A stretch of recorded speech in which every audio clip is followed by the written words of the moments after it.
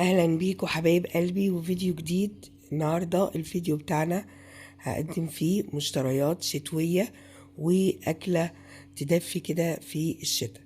بعد كده مشترياتنا كلها هيبقى ليها علاقة بالبرد والشتاء والكلام ده كله. جبت بقى اول ما شفتها اتجننت، قلت لا ده كده الشتاء ظهر رسمي، كده الشتاء خلاص جالنا رسمي فهمي نظمي. جبت الربيطاية دي، جبتها بكام؟ جبتها ب35 جنيه. طبعا هعملها بقى يوم الجمعة على الفطار كده تبقى حلوة. انا بحب اشيل شوية مسلوقين ليا اكلهم مسلوقين، والباقي بعمله للولاد بقى بالخضرة والبيض والعجينة اللي هي بتتعمل دي. طبعا هما بيحبوا ياكلوها كده، بس انا ليا وجهة نظر ان ليه القرنبيط ما ناكلوش صحي كده. تمام، قولولي في الكومنتات لو بتحبوه مسلوق مملح كده وتاكلوه.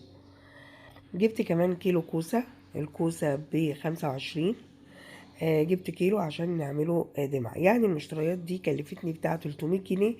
ال 300 جنيه دول هيملوا البيت خير لأسبوع إن شاء الله.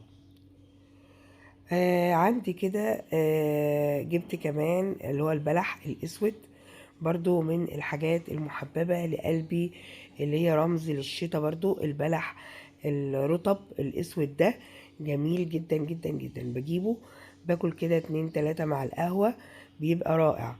وساعات بعمله لهم كده في سمنة بلدي، بيبقى حلو قوي قوي وبيدفي. جبت طبق الدبابيس ده ب100 جنيه.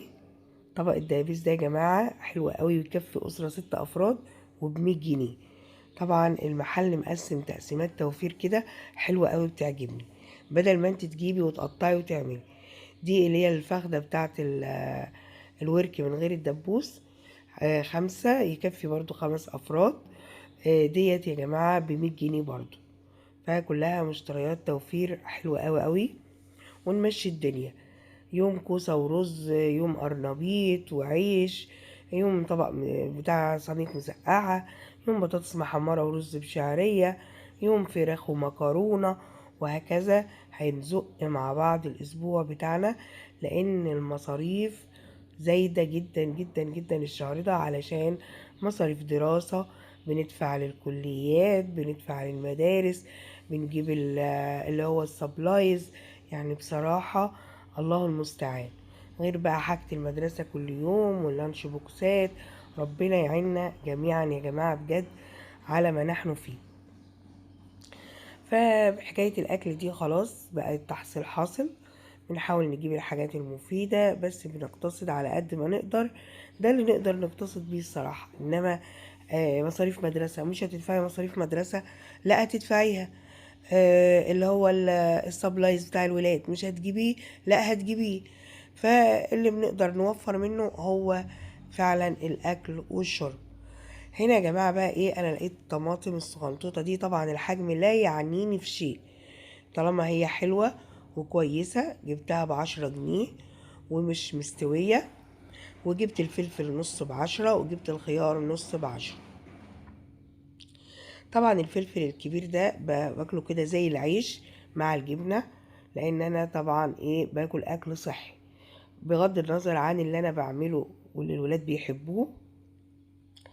لكن انا ليا تعامل خاص مع نفسي في الاكل. طبعا بعد كده بقى بوضب الحاجة، احاول احط البلح في بولة، لان لو سبته في الكيس كده في التلاجة هيبوظ.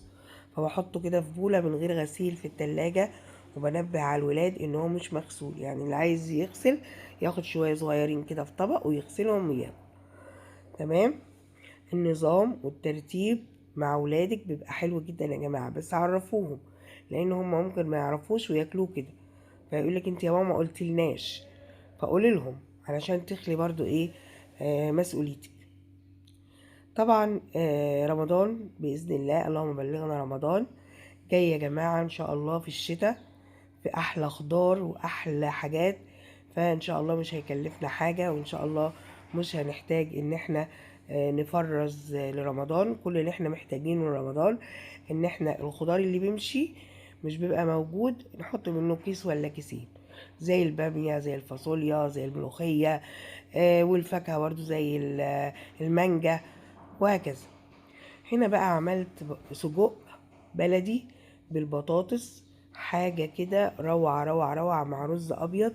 نفسي كانت رايحة للأكلة دي جدا جدا جدا، وهي من الأكلات الشتوية الجميلة. بس أهم حاجة إن انت تجيبي نوع سجق كويس، ما يكونش نوع يعني أي كلام. طبعا حطيت عليه بصل وفلفل وبهاراتي بقى الحلوة البسيطة، لأنه هو مبهر وبحبكم جدا.